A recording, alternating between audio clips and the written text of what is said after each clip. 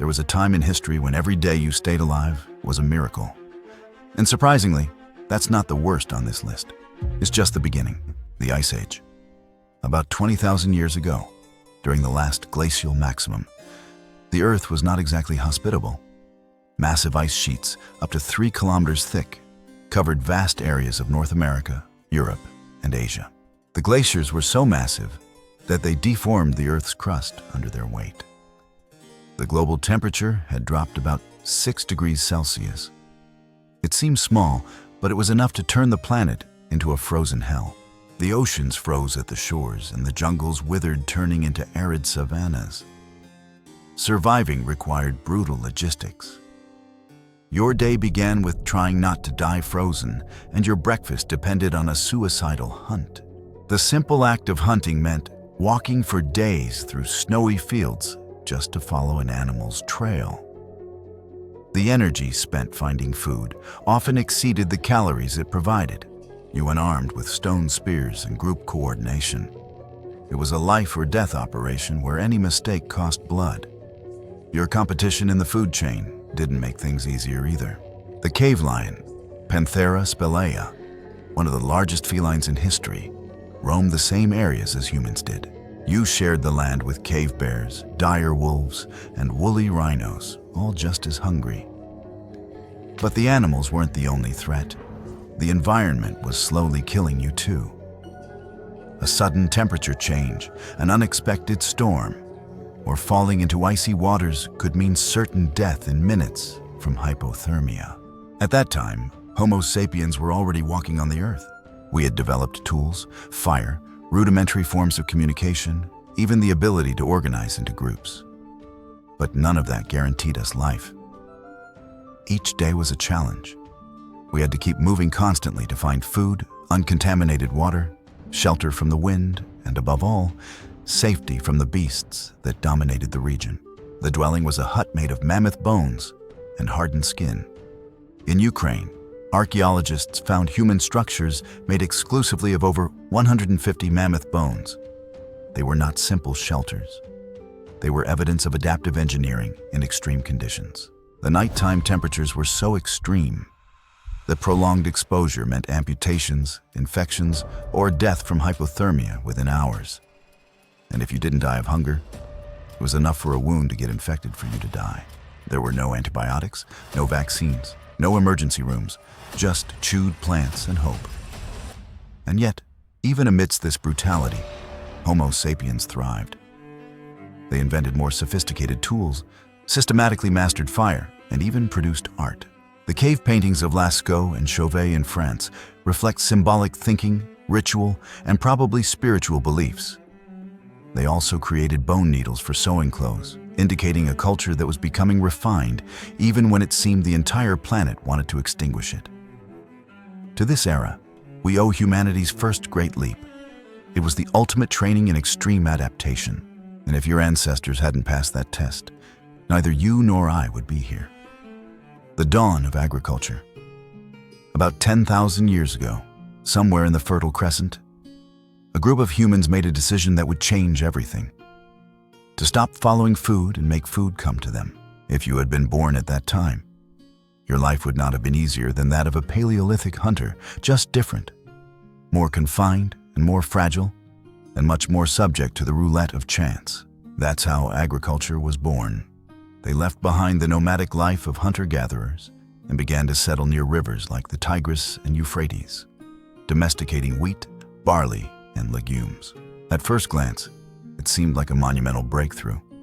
Stability, predictability, and more mouths to feed with less risk. But that apparent solution brought with it a new set of problems. As large numbers of people concentrated in one place, diseases began to spread at a speed never seen before. The first settlements were centers of infection. Without sewage systems, uncontrolled garbage, and contaminated water, infant mortality skyrocketed, and epidemics became part of the life cycle. The diet also became poorer. Where previously the diet was diverse, with fish, fruits, insects, lean meat, and roots, it now revolved around a few carbohydrate-rich but micronutrient-poor crops. Studies of skeletal remains show that the first farmers had higher rates of malnutrition, anemia, rickets, and cavities compared to their hunter predecessors. Moreover, agriculture introduced a new threat: dependence on crops. A single drought could destroy months of work and cause massive famines. The plagues were also deadly. In places like Çatalhöyük, one of the earliest known urban settlements, archaeological evidence of severe and repeated food crises has been found. And the most ironic thing is that by settling, humans became more vulnerable to conflicts. Farmlands became strategic resources. From this point on, war as a systematic practice began to escalate. The first defensive walls appeared, and with them, organized violence. It was no longer about defending against predators. Now it was necessary to protect the wheat. There was also no private property as we understand it today, but with sedentarism came the concept of "this is mine." Social hierarchies appeared, the accumulation of surpluses, and with them the first forms of economic inequality. Interestingly, it was also during this period that humans began to bury their dead inside or near their homes, suggesting a psychological change. The place was no longer just a refuge, but part of our identity. We had stopped being part of the environment to try to control it. All this means that the dawn of agriculture was not so much a story of progress, but a point of no return, a deal with unexpected consequences. We lived longer, yes, but with more illnesses, less quality of life, and a total dependence on the weather. The Mongol invasions. If you had been born in Eurasia during the 13th century, there was a sign warning you that everything was about to end. A cloud of dust on the horizon. What was coming behind was not a storm, but an army led by Genghis Khan. A force that swept everything in its path with precision and brutality never seen before. The Mongols built the largest land empire in history, stretching from the Sea of Japan to the banks of the Danube. Their strategy combined speed, discipline, and a methodical use of terror as a psychological weapon. Not only did they destroy cities, they turned them into living warnings. In Nishapur, for example, after a revolt, the Mongols executed over 100,000 people in retaliation. The Mongol army was a perfectly calibrated machine. His soldiers grew up training since childhood in archery and horse riding. Each rider could handle up to 5 horses, switching mounts in battle to avoid tiring them. This allowed them to travel up to 150 kilometers daily, far exceeding the mobility of any contemporary army. Their archers were deadly.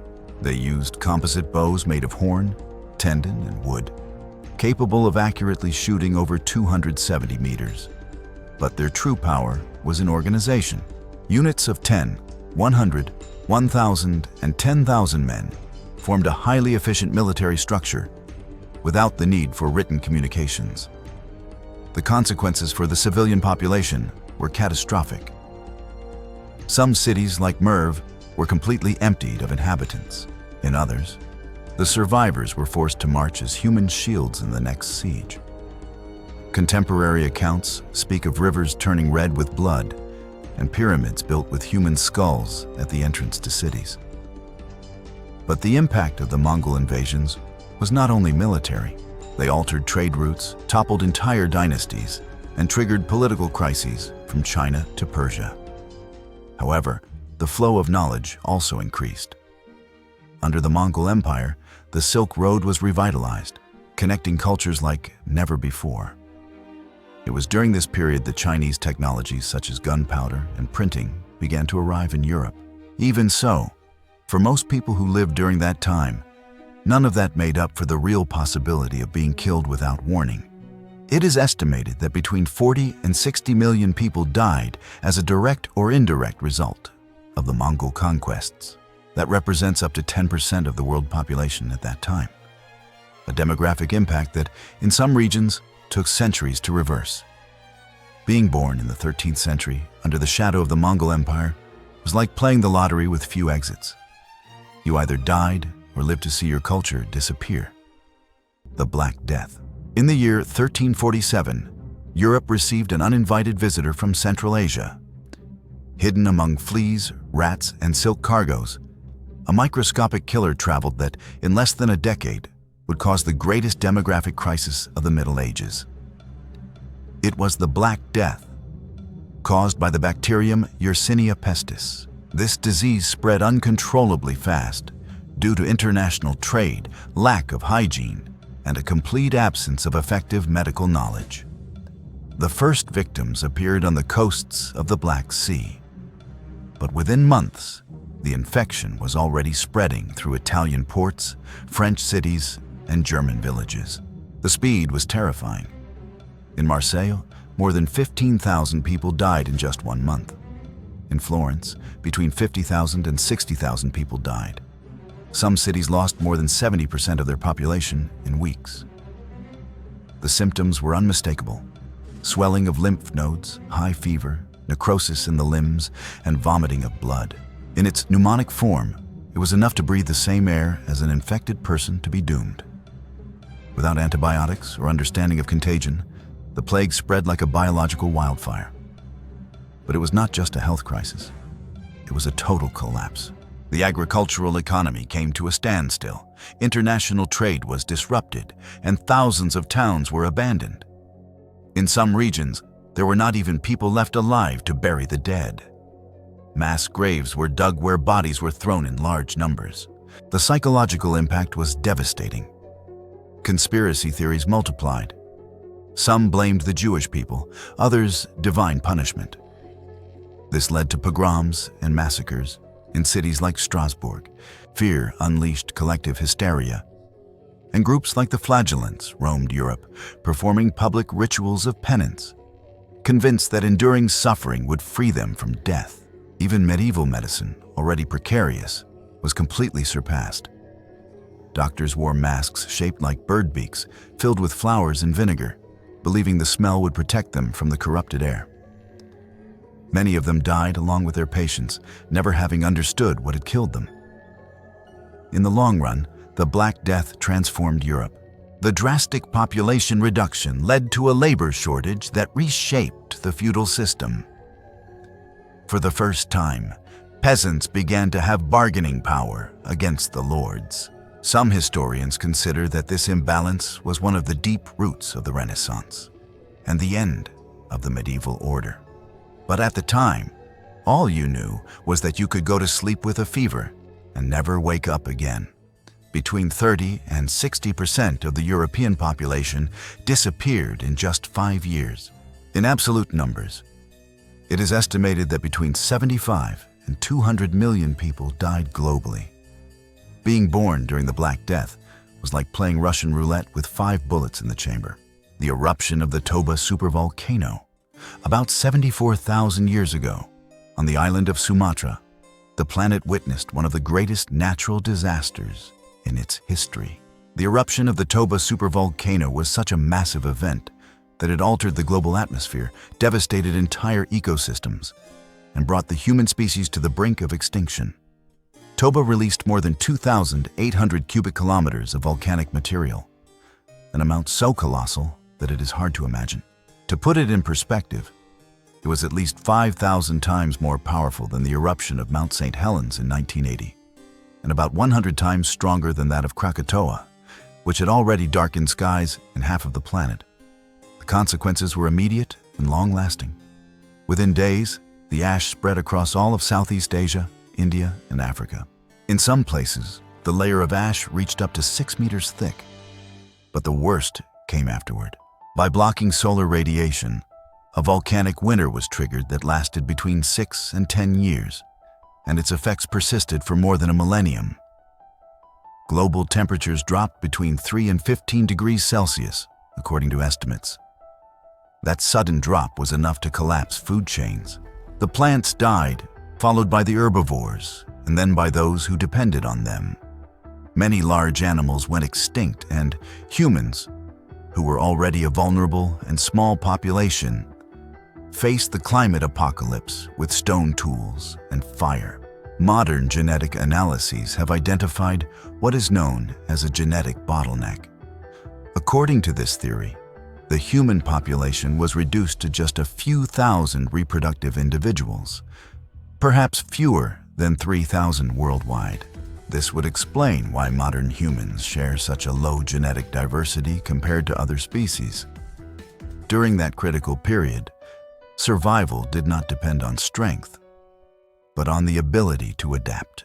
Some groups sought refuge in coastal caves, like in South Africa, where there is evidence that small human clans learned to extract resources from the sea, such as shellfish, seaweed, and salt.